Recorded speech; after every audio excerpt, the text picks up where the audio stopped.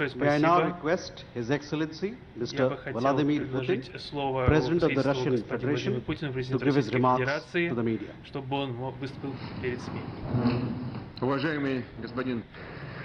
Distinguished Prime Minister, dear friend, ladies and gentlemen, first of all, I would like to sincerely thank the President of the Republic of India, Droupadi Murmu, you personally, distinguished Prime Minister, and all our Indian colleagues for the warm and hospitable welcome accorded to the Russian delegation. The negotiations that we just had with the Indian colleagues, and as well as our talk yesterday with distinguished Mr. Modi in the form of Tete at his residence dinner was great. I would like to thank you for this sign of attention. These talks were very useful. They were held in a constructive and a friendly atmosphere, in the spirit of the special and privileged partnership between Russia and India. I would like to point out that we and Prime Minister Modi have established close working dialogue. In September this year we met during the SCO Summit in Tianjin. We are regularly having telephone calls. We are personally overseeing some aspects of the development of Russian-Indian cooperation, all strategic avenues, and also we are monitoring the course of the implementation of key bilateral projects. And today, with the participation of our delegations, we have meticulously and substantively reviewed the whole range of relevant questions of the Russian-Indian multifaceted interaction. We exchanged our opinions on the relevant global and regional subjects.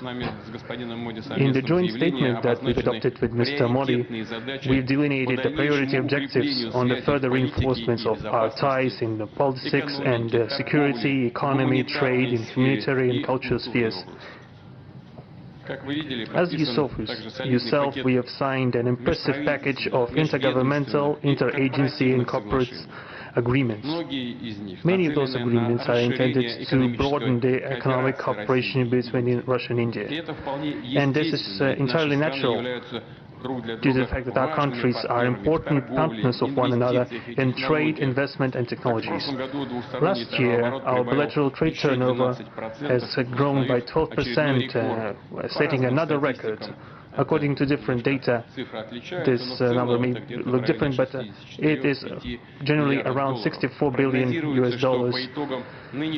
Currently, we are forecasting that the results of this year will remain at the same impressive level. At the same time, as I perceive it, we are up to the task of getting this number to the level of $100 billion. And to reach this important goal, we have harmonized the program of the Russian-Indian economic cooperation until 2030. This comprehensive document gives us concrete set of objectives. The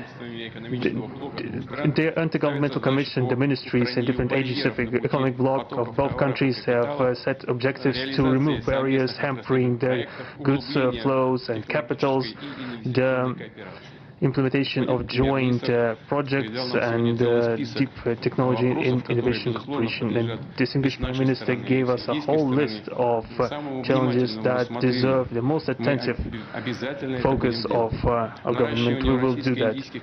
The growth of Russian-Indian commercial links would be helped by the creation of a free trade zone between India and the Eurasian Economic Union. We are already conducting work on the corresponding agreements. I would like to note with satisfaction that our countries are gradually moving to the use of national currencies in mutual settlements. The share of these national currencies is already 96% in commercial deals. We have established resilient channels of credit, financial and interbanking cooperation. Russian economic operators have broadened the sphere of use of Indian rupees, which we receive from the fulfillment of export contracts. Russian rubles are being used to provide loans for large joint projects.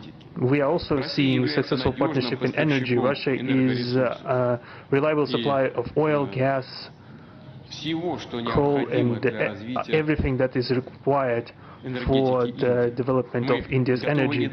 We are ready to continue uninterrupted shipments of fuel for the fast-growing Indian economy. Of course, the bilateral interaction in energy does not limit to that.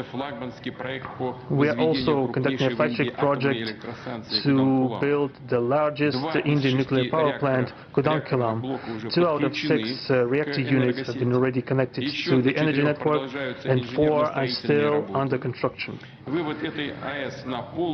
Getting this nuclear power plant to full power output will give an impressive contribution to the energy requirements of India. It will help supply Indian enterprises and houses with cheap and clean energy.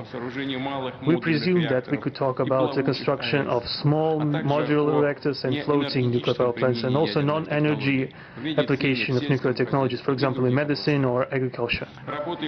We are working with our Indian partners to build new, effective international transport logistic routes, including the projects to create an international north-south transport corridor from Russia or Belarus, and Belarus to the Indian Ocean coast. There are large opportunities for bilateral trade due to the broadening of the trans-Arctic transport corridor infrastructure, including its main artery, the Northern Sea Route. There are many other sectors of the economy where Russia and India have garnered positive experience. We are conducting joint initiatives in industry, machine manufacturing, digital technologies, space exploration, and other science-intensive avenues. For example, in accordance with the commercial agreement signed during the visit, there will be a large Russian-Indian pharmaceutical factory built in the Kaluga region in Russia. We will be starting the production of high-quality anti-tumor medicinal drugs using the advanced Indian technology. In their turn, the Russian enterprises will be establishing the production of industrial products in the framework of the Make in India program, which is a hallmark project of distinguished Prime Minister Modi. The prospects of the reinforcement of the interaction of Russian-Indian entrepreneurs and business circles are discussed in detail during the ongoing Business Forum in New Delhi. We are going to take part in the plenary session of this event today together with Mr. Modi. The humanitarian cooperation between Russia and India is also of a multifaceted character. Our peoples throughout centuries have been sincerely interested in the traditions, history and spiritual values of each other. Scientific and educational contacts, exchanges from among the youth and public are also actively developing. The regular alternating festivals of Russian Indian cinema are always popular. From year to year we see the increase in tourist flows. Today the Russian TV channel RT starting its broadcast in India. The new channel will undoubtedly help the Indian audience to better know Russia and Russians, and also to receive an objective information regarding what is going on in our country today. While discussing the key global and regional problems, we have confirmed the consonance between the positions of our countries.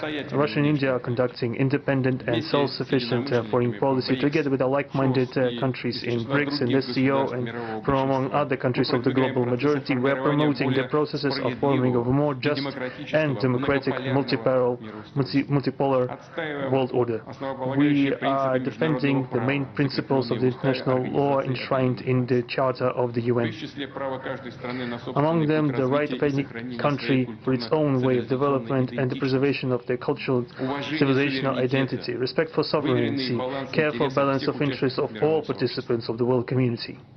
As state founders of the BRICS, Russia and India have done a lot of things, and they continue to do more to increase the authority of the organization. As you know, next year India will assume the chairship, and the BRICS will provide all necessary assistance to our Indian friends in the work on the relevant BRICS agenda. I would like to point out Russia and India are traditionally closely cooperating in the military-technical sphere. Our country, for the last half a century, has been helping to arm and modernize the Indian army, including the air defense forces, aviation, and the Navy.